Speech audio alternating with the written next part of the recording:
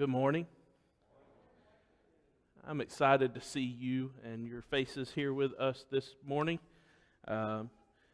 We have had an excellent morning, a beautiful morning. God has granted us with just one of the most beautiful days to stand here and be together, and just these beautiful windows and just see the sun coming in, and it is a great day that the Lord has made, so we can rejoice and what? Be glad in it.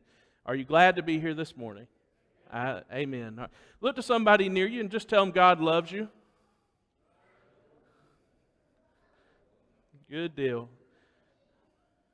Never forget it. I tell you, as I've grown, really over the last 10 years or so, gradually this week, many of you who were raised in different, all kinds, we gather here, and we're a group of people that have, a lot of churches of Christ largely consist of people who were raised in the Restoration movement, but I think we probably have less people maybe here than in many other places that were raised in the Restoration movement.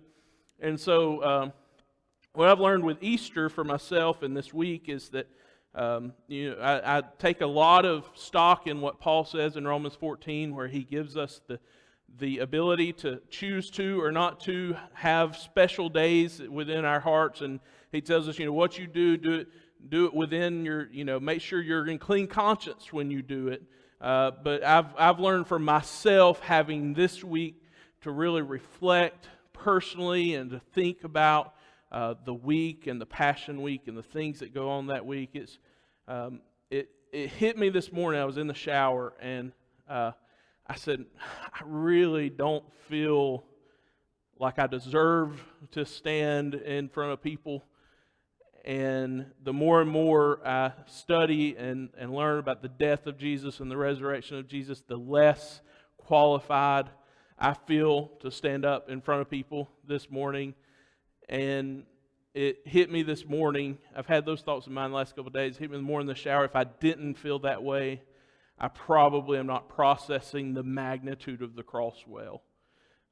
We stand here this morning under the most significant moment in all of history, the moment of the cross and the resurrection, the fact that God would bring Jesus back to life and He would walk on this earth again in an immortal body. We serve a good God. We don't deserve that. If you really think about the concept of a creator God that could have made us merely machines that operated and did exactly what He wanted at all times, but He instead created us in His image with the free will to choose this day to come into a place like this and to say, we love you, God. It's our choice whether or not we get to do that. And I'm humbled this morning to be able to stand in front of you, because I realize I'm sure there are people way more qualified than me, way more, all these things. But really, when you consider the magnitude of the cross, we're all such little peons, okay? And I'm just thankful to be able to stand in front of you this morning. We are in a series, and I designed this series to fall where we would hit this lesson on this day. We're in a series where we're talking about personalities in the church, and some of you have not been with us. I'm going to give you just a really, really, really quick rundown of kind of the way we've been talking about how different personalities do things in the church. This is a technique, if you like Myers-Briggs testing or you like Enneagram testing and those sort of things. Well, this is a way that you can identify your personality strengths and weakness. This real simple method was done by a guy named Gary Smalley, and he broke down into people into groups between otters and lions and golden retrievers and beavers.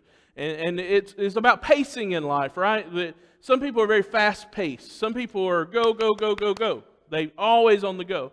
Some people are very slow-paced. They like to breathe in life and just slow down. And sometimes these people irritate each other, don't they? Sometimes if you're a really fast person, you're looking at people behind you saying, speed up. And sometimes the slow people are looking forward and saying, slow down, right? We get friction in our lives. And some people are more people-oriented. Some people are all about making sure everyone's taken care of along the way. And some people are more task-oriented. You got a job to do, you got to go take care of the job. And you fall somewhere, this is all a spectrum, you fall somewhere in this spectrum of how you kind of orient your personality in life, how you deal with your personality in life. And these things don't define you as a person. Your definition should come in Jesus Christ, but it will let you identify your strengths and your weaknesses, the things you got to work on, the things that you need to, if you're a fast-paced person, you got to slow down. If you're that slow-paced person, sometimes you got to speed up. If you're task-oriented, sometimes you got to come back and realize the importance of people. If you're a people-oriented person, sometimes you got to realize, there's a time we got to get the job done. So these are all areas of the spectrum. Then last time we were together in this series, we talked a little bit about introverts and extroverts, where we gain our energy. Some people gain their energy by being around people. Some people gain their energy by being in quiet and taking a walk in nature by themselves, or a warm bath, or just all the stimulus of the world. They cut all that out, and that recharges and refuels them. We get energy differently. And sometimes we can even fall in the middle. And these are the things just in your DNA that make each one of us individuals different. Every one of you, I know many of you, some of you I don't know, but I know many of you, and you know what I can tell about each one of you? You're all different. I see differences in all of you. You're all different than me.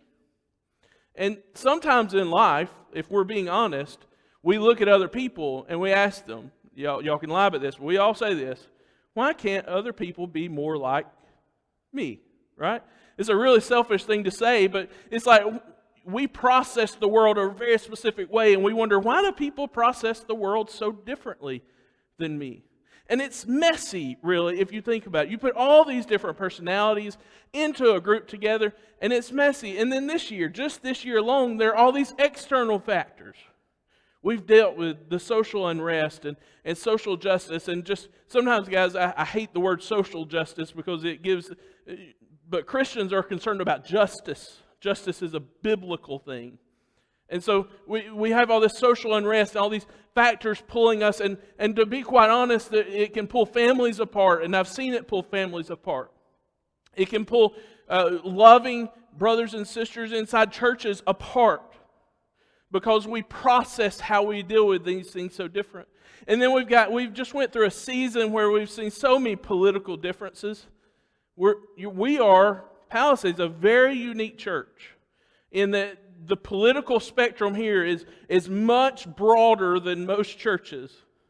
I'm convinced that every other church I've been in my life would have voted 90 to 95% one way, and that's just not the case here. We've got so many people that view things and put different priorities on things, just major political differences. We've had this year of COVID, and how do we handle it? You got these people over here saying, I can't stand the fact that people wear masks, and then you got these people over here that says, I can't stand that people don't wear a mask. And we're so torn. And recent reports show that Christianity is declining at a rapid rate. Just for the first time this week, there's an article came out, got a lot of spread this week, that for the first time in history in the United States, church membership has dropped below 50%. So less than half of the people in the United States now consider themselves part of a church gathering. It's exhausting. As a matter of fact, it seems so complicated. You got all these internal factors that make us so different. You got all these external factors that just want to pull us apart, and they'll pull at areas of your personality, by the way, and they'll pull you in this way or this direction. It just seems so complicated. And you know why it seems complicated? It is. Okay? It's okay to look around and be confused and pulled. As a matter of fact, there's studies that are done on this. Today's humans are subjected to seeing more data, more information, more points of data in your life than any time in history. And guess what? That's not getting better. It's going to be worse. Our kids are being raised in a generation where there are constant feeds of information.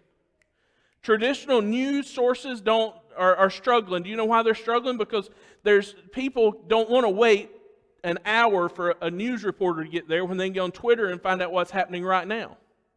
And so we see these times where you're getting data thrown in front of you all the time. It's so easy. I'm ADHD through and through. Don't deny it. And I'm telling you, in this world, that constant battle of cutting out all of the noise and pulling in all the data, I can get so distracted so fast. This sermon could turn it from personalities and the resurrection, and we could be talking about who knows what by the end of it if I'm not careful. There's so many little pieces of data in our world that are pulling us and trying to grab our attention. And there's people who are spending billions of dollars in marketing dollars trying to figure out what they can put in front of you to make you buy or do something. And guess what? They're really good at it. And they're collecting a whole lot of data. And now they're not just processing the data. That's what used to happen. They would advertise to you, and then they would draw feedback, and they would process feedback, and they would get real slow information back. Now they can find out immediately, did they click on that? If they clicked on that. Because y'all have seen this, right? You're talking on your phone, and you're talking, yeah, I really think we might put in a swimming pool this summer. And then all of a sudden you look on Facebook, and you've got 74 ads for a swimming pool, right? There's a world that is trying to pull you in every step of the way, and it's not getting better, it's getting worse. So we've got personalities that, by the way, that's always been the case. Always have had all these personalities. You get all these things trying to pull us, and it's like, what do we do? Well, I would love to tell you there are some unique things about our world, and there are. But there are also some things in our world that have never changed. The human condition, the idea that we are going to struggle with sin, and we're all going to struggle with sin differently, and different people are going to struggle with different sins. One of the things we talk about frequently is the sexualization of our society. Let me inform you, church, that we definitely need to address and deal with that, but we're not even close to holding a candle to what the Christians were doing with in the first century. Things that if they happened today in America, we would truly still be shamefaced about it. Would blow our minds. We're not unique. They were also pulled, early Christians were pulled in so many different directions. We'll talk this morning about the Corinthian church, and I'm not going to go through all the book of 1 Corinthians. We're going to end up in 1 Corinthians 15, but I just real quickly want to show you, these are the things Paul says that they're writing letters back and forth between each other, okay? And Paul's, in his letter, is answering a lot of the questions the Corinthian church has been asking. And they're doing all these things. First off, they're divided over personalities.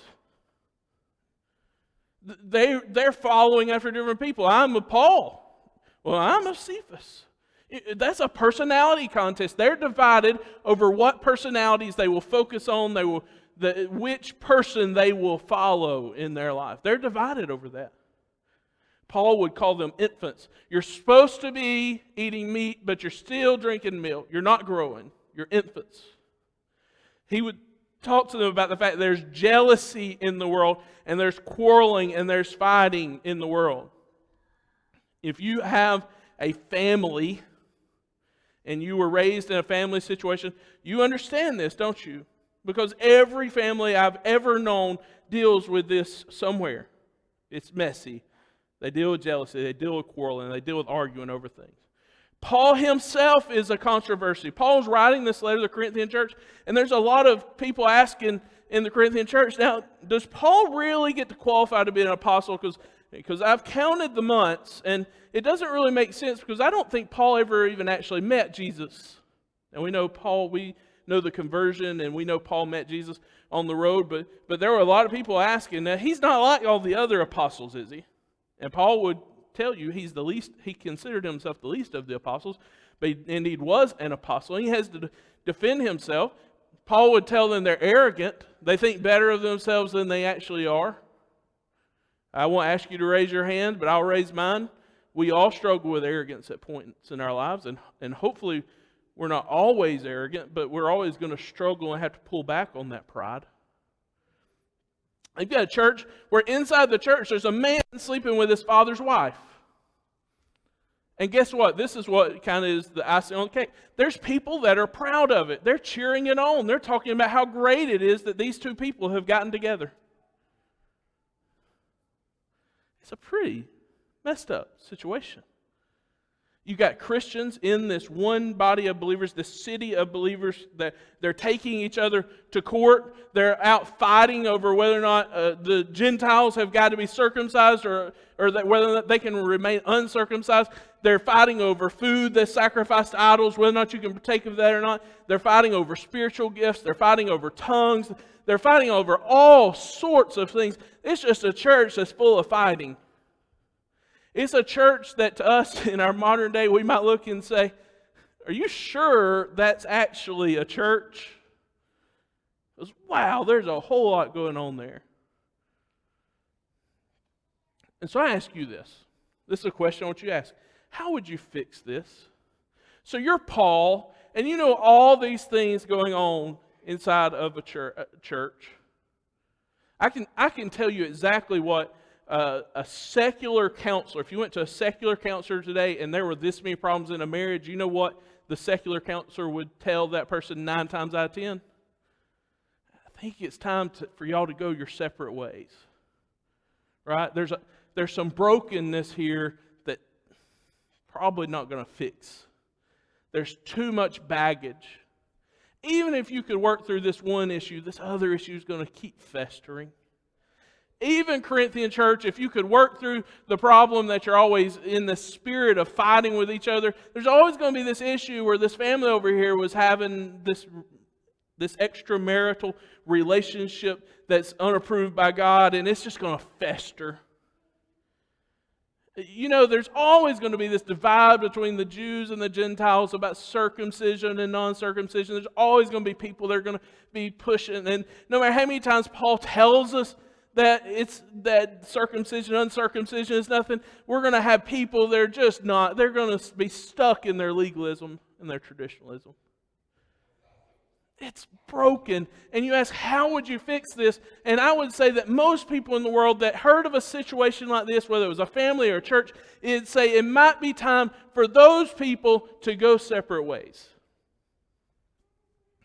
But that's not what Paul says. Paul says that there is something powerful enough to fix all those problems. And what Paul does in the letters, he answers those things one by one. He kind of just gives them some real practical things. These are things that you need to be working towards, okay? You need to be shameful of the fact that you've got a relationship going on like that in the church, and you need to fix it. You need to start growing up and eating some meat sometimes instead of just drinking milk. You need to quit quarreling over circumcision and uncircumcision. You might have this opinion, you might have this opinion about it, but y'all need to figure out how to just live in existence together. He's going to deal with all those things one by one. And then he comes to the end, getting towards the end of the First Corinthian letter, his first letter to the Corinthians. He comes into chapter 15. It's one of my favorite passages of the whole Bible. It's where we're going to spend most of the rest of our time this morning together. So 1 Corinthians chapter 15, here's what Paul says. Let's read together. Now, brothers and sisters, he's went through all those things we just talked about. He says, now, pay attention, brothers and sisters. I want to remind you, here's my quote, here's my interpretation here. He said, I want to recenter you. I want to refocus you of the gospel that I preached to you. There's a reason you're still together. And it should be because you love God with all your soul, heart, and mind, and you believe in a resurrected Jesus. That's about what he's about to tell us here. You received it, and it's what you were saved on. It's the thing that brought you together as a body of believers. And he says in verse 2, by this gospel you are saved if you hold firmly to the word that I preach to you. Otherwise, you have believed in vain. I need to remind you, a good Christian counselor will do this with a marriage that's struggling and dealing with things. A good secular counselor will too. You need to remember why you fell in love. And he's telling the whole church, Church, you need to remember why you fell in love with Jesus. He says, for what I received, I passed on to you as of first importance. Guys, you can get all this stuff pulling on you all the time.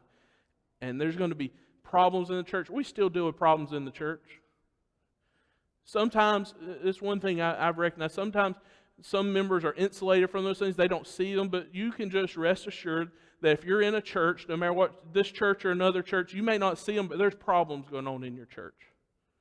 If you don't think there's problems going on in your church, go talk to the leaders of that church and ask them, do we got any problems going on? They'll probably say, yeah, I can't talk to you about that, but there's problems going on.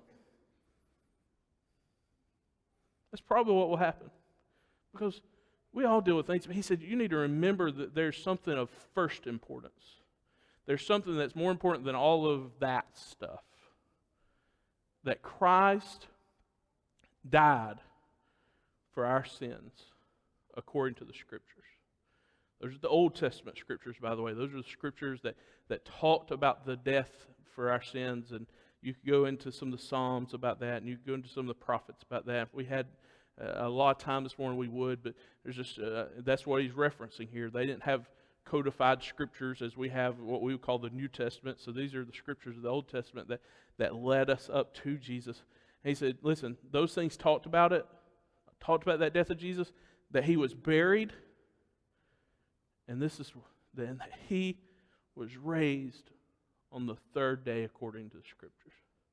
That Jesus would be dead, and the world would see death, and they would see finality, and they would see darkness, and up from that grave he would arise.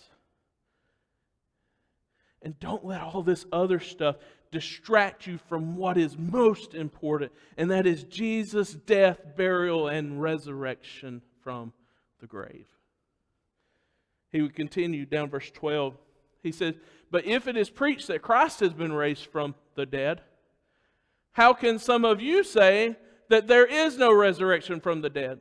The early church is already dealing with what's known as classical liberalism. They're dealing with people who are denying the bodily resurrection of Jesus, and if not, they may not be denying that. They're denying the bodily resurrection of the saints. By the way, I want to be clear about this. This is really important here. When it talks about this, there was virtually no one, and definitely no one in a church, who did not believe in an afterlife. He does not say here, there's some of you saying there's no afterlife. What would have been happening is there was a large Greek influence that would have said that you would have basically floated away, a disembodied spirit. After you died, your body would have something that would float away, and in that disembodied spirit, you would have your eternity. That's what they would have been teaching. He said, listen, that is heresy. We would come to find that that's heresy. Because the resurrection of Jesus is like to what we will have, and that means that we will come back into, in the same way Jesus was, into our mortal fleshly body, the one you have right now, and those bodies will become imperishable, and we will rise up out of the grave. We can't settle for anything less, Paul tells us here. There's some of you saying there's no resurrection from the dead. There's some people telling you that you're just going to float away into some afterlife somewhere else. You need to understand that the resurrection of Jesus is that God will take what is broken in you and He will make it new again. He said, if there's no resurrection from the dead, though, then not even Christ has been raised. He said, if Jesus died and Jesus went in a tomb and He rose again, that's going to happen to you. If that didn't happen, it's not going to happen to you.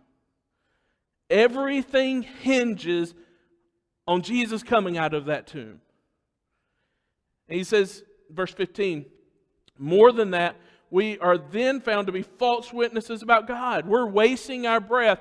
We're spinning our wheels, church, if we are sitting in here this morning and Jesus hasn't been raised from the dead. We are wasting our time. We could be beating everybody else out to Easter lunch this morning. He says, but listen, we're false witnesses if we've done that. But He did not raise Him if in fact the dead are not raised. You can't believe in a resurrected Jesus and say, well, we won't be raised from the dead. Church, it's central to the Christian faith that we will have a bodily resurrection. That we will come to, as Paul says here, we will re-enter into our old bodies. Now, how does that work? Some people say, I don't pretend to even begin to know. But I know a God who's bigger than me who will figure that out. Continue on verse 16 says, for if the dead are not raised, then Christ has not been raised either. And if Christ has not been raised, your faith is futile. You're still in your sins. It's all a waste of time. Why go to church? If only for this life we have hope in Christ. If this is what it's all about, we go back to the beginning of the lesson and we see a bunch of people who have all these different personalities. And we've got all these things trying to pull us away from things. We've got all this data trying to pull us away from God. He said, if all that we have, if our hope is in Christ, and Christ hasn't been raised from the dead, we are broken and to be pitied, and we're wasting our time, and it doesn't make any sense. He says, but one of the most important times we see this word in history. He says, but Christ indeed has been raised from the dead. And notice what he says. He says he is the first fruits of those who have fallen asleep. So we learn about our resurrection from Jesus' resurrection. We see how Jesus was resurrected and was raised with this immortal body, which was, by the way, think about Jesus' immortal body. The immortal body he had, it was very still flesh. One of the things that Jesus very specifically does is he eats fish. We see that happening. So we have this earthly body. One of the other things we see him do is seemingly walk through walls. Okay, so it's like our body, but it is very much not like our body. Okay, he says that's the first fruits of those who have fallen asleep. That's the hope of those who would put their faith in Jesus Christ, is that we will have a body that is like His, that there will be fruit after. He's the first fruits, but there will be fruit after. So we understand what we know about our resurrected bodies from Jesus' resurrection. He says, for since death came through a man, Adam, the resurrection of the dead also came through a man. Sometimes we call him the second Adam, Jesus the Christ. And in Him there is hope of renewal and recreation and coming back to life again. And that should excite us, church. If that's not exciting us, church, we don't get it. We've missed the thing of first importance. He continues down verse 30. And as for us, he's talking here about the apostles and those who were being public in their teaching. Why would we endanger ourselves every hour? Why would I be scared for my life to walk outside of my front door? He says, because I face death every day. He said, I surely as I boasted you in Christ Jesus our Lord. Every day there's people that are out to get me, that are threatening my life. Why would I do that? He said, if I fought with wild beasts in Ephesus with no more than human hopes, if I had to go through some of the trials I had, and I didn't have hope of something beyond that, we would... When you go into a funeral home, as a person, there's two sounds you'll hear. I heard Kyle Idleman preaching about that this morning. So there's the sound that you will hear, the sound of death. And I've heard death. Some of you have been at funeral homes and you've heard the sound of death. And there's just a different sound in a funeral home when someone didn't know Jesus. I'm not telling you death is not real and that Christians don't have to grieve. I'm just simply telling you the fact that if it's all for human hopes, after somebody dies, death is final. It's the end. There's nothing more. And there's a mourning that has no relief in it. It's a miserable experience. And even beyond the experience, it's a miserable existence afterwards. He said, if I did all for just this life, what have I gained? Why would I be willing to die for a faith like this if I knew there was nothing left after it? If the dead are not raised, let us eat, drink, and for tomorrow we die. Let's live it up. Let's do everything we can. Let's chase the next high. And when you find that high, let's chase another high. Because if Jesus is not resurrected from the dead, then that's all we've got. You might as well enjoy the few moments where you can find that high. But the problem with it is once you find that high, you have to find a higher high. Eventually, once you get to a certain point, you know what happens after you get to a certain set of high? You crash. But if it's just for this world, you might as well just go chase the highs. He says, you need to remember, let us drink, let's do it. And he says, don't be misled. He makes a turn here. He says, don't be misled. Bad company corrupts good character. There's going to be people trying to pull you away from the centrality of the resurrection. And he gives them some practical advice here. He says, listen, you need to come back to your senses. You need to come back to reality. That chasing that high and the next high and the next high and the next high will just lead to a crash and there's no hope in it. And he says, you need to stop sinning. Well, that sounds easy, right? And we know we're always going to struggle with sin, but sin doesn't need to be the marker that characterizes your life. You need to make efforts in your life to be righteous and to have a righteous relationship with God. And he said, because there's some even around you in your midst who are ignorant of God. They don't even really understand God. They see you and you're fine in your sins and you're wearing around your sins and you're even proud of your sins. And they see you and it's shameful that they see you and they don't know God. The resurrection of Jesus unites believers against all odds. There's a lot of reasons why a group like this should not work. If you write them down on paper, if you write down, and it's not just this group of believers, any group of believers, write down all the things that separate you on a piece of paper. And let me tell you, you'll have a long piece of paper with a lot of things on it. But there's something bigger than all of those indifferences, all those problems. You put them all together and there's something so much greater. The resurrection of Jesus Christ. That Jesus rose up out of the grave. And here's what I'll tell you. If the resurrection message is central, if we keep the thing of first importance first, we're going to better understand the life-changing concept of renewal. That God can bring dead things back to life.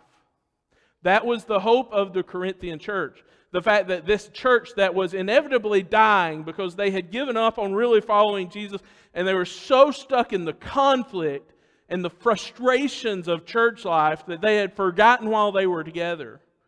He says, God can bring that back to life. Here's what happens in your life and in church life and in all lives when you deal with all these things. It might be in your marriage. You feel like you're about to give up right now. Let me tell you something. When you recenter yourself on Jesus and you recenter yourself on the fact that we serve a God who can bring dead things back to life, there's no amount of mess that will become unfixable. I was looking this morning. I had to pull it up, so I don't remember it.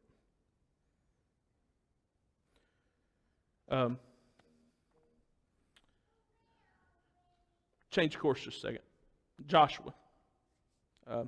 Many of you know the story of Joshua marching around the walls of Jericho.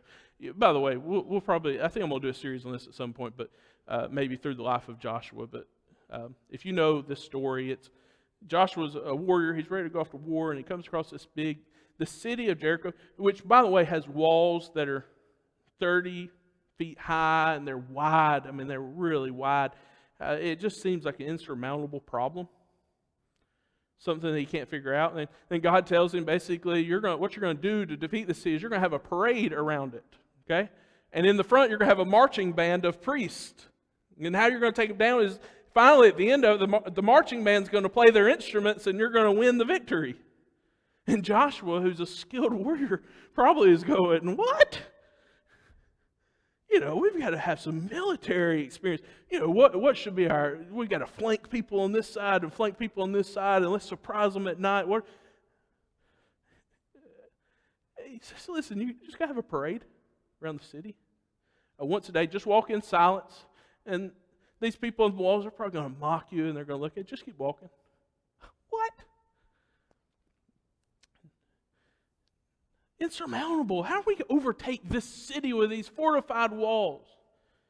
The city of Jericho was less than 10 acres. Less than 10 acres. And to Joshua, standing on the ground, he looked at that city and it was unconquerable. It really was. You know how many acres are in the world? Just the world we live in, not counting the created universe. There are 126 billion acres in the world. 10 of them were Jericho. And where Joshua and those people sat, it looked insurmountable. But let me promise you, there was a God that saw 126 billion acres at once and thought that 10 acres is nothing. Because we've got a God that's just bigger, guys. We've got a God that's bigger than the challenges that we see out in front of us, the ones that look like they're insurmountable, the ones that look like they're unconquerable. Paul would continue in Corinthians, and he would say this about death. He says, where, O death, is your victory? Where, O death, is your sting? Do you notice what Paul is doing here? He's mocking death. He's laughing at death. He's saying, come at me, death. Where are you at? Where are you, death? Where's your sting? What you got left? He says, the sting of death is sin. And the power of the sin is the law. But, thanks be to God, we've got a victory in Jesus, the Christ. And because of this, you've got to stand firm. You've got to be different. You can't let anything move you. You've got to be emboldened to understand that the walls that look insurmountable in your life are nothing to the God who will raise you up from the dead the same way He raised Jesus from the dead. He says, always give yourselves fully to the work of the Lord. Commit to being with Jesus in His work in this world of renewal. Because you know this. You do that not because you're trying to work your way to heaven, because you can't do that. There's nothing that will make that 10 acres insurmountable from your view. You've got to trust in a God who sees the bigger picture. He says, you need to understand that your labor in the Lord is not in vain. It's not empty. You do that because you know that you have a God who raises things up from the grave. Peter would put it this way. He says, therefore, with minds that are alert and fully sober, you're paying attention to the world. There's brokenness around, but you're doing your best to be a faithful steward of what God's put on your things. He says, you be alert and set your hope on the grace to be brought to you when Jesus Christ is revealed at His coming. Guys, we are going to get to see the resurrected Jesus. And that is our hope. Anything less is unacceptable. Life in the church is messy, guys. And by the way, life is messy. All right? We can cut part of that out and just, life is messy. But it's worth it. It's worth it. Keep hanging on because we hope in something so much bigger. And I get it. I understand that sometimes when life has swamped you with so many external things that are just tough to deal with, and you feel, and you'll say, I'm so overwhelmed. It's so tough in those moments to see that there's something bigger than all these things pouring down on you. Trust me, church, it is worth it. It's worth it. Because our hope is not in this life. Our hope is in the resurrection to come. Can I hear somebody say amen? It's worth it. Keep fighting. Keep going. One step in front of the other. Keep moving, church. Let's pray together.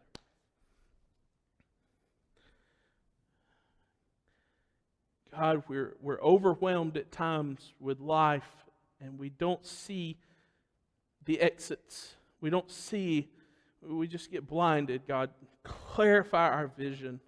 Let us come back to the thing of first importance. Let us understand that Jesus Christ was a Jewish man who lived on this earth, and He was all God, and He was all man. And He went and He bore our sins on a cross. God, let us praise You for that. But God, we recognize that we can never see the cross without the lens of resurrection. The lens that what was happening on that cross, God, we know the world saw it as defeat. But the greatest victory ever was happening there. And we praise You that that is our victory. We praise You, God. We give You the glory and the honor. And we're so thankful for Your grace that lets us know that we can tap into the power of that cross, not by our own good works, but by putting our faith in Your goodness. God, melt our hearts, renew our hearts, revive our hearts, make them ever new again. God, let us be instruments of Your peace to a fighting, quarreling world. Let us show the world a better place, a better option. God, we just praise You.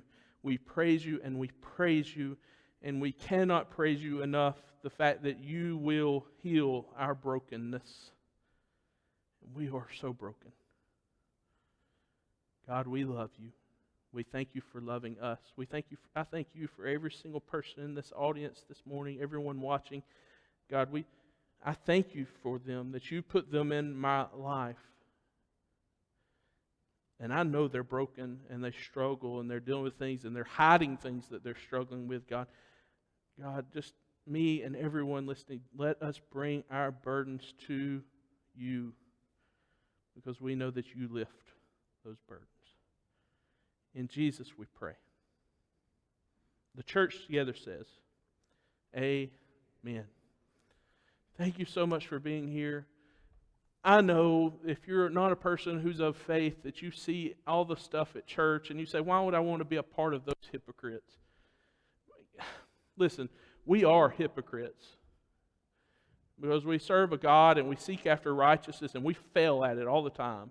We're not trying to be hypocrites, but I will openly confess to you that the person standing in front of you is a hypocrite, because I can sit up here and I can tell you, run away from sin, do all these things, but it still gets me. It still takes me. I still struggle with it. We're not asking you to come in and be a part of a group of people that's perfect and not going to have any problems. Quite the contrary, you're going to come into a bunch of people who have got a lot of problems. But you're going to come into a people that have got a lot of problems that have a hope of something better on the horizon. That we have resurrection to come. Now, we want you to put your faith in Jesus.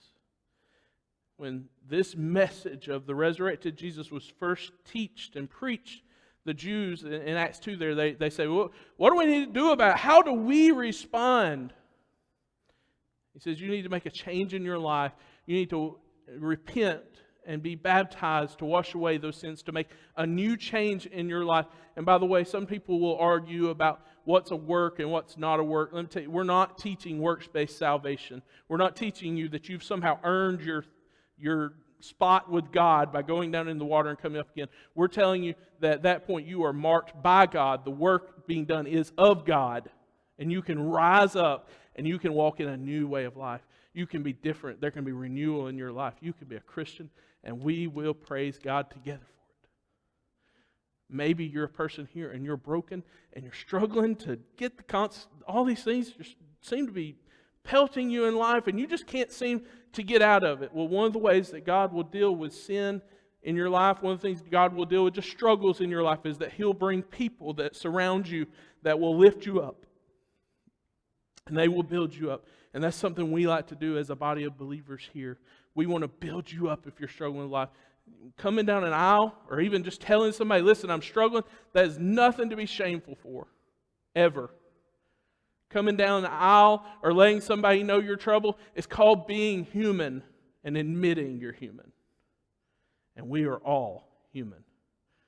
But guys, we got something better in the future. We got something bigger coming.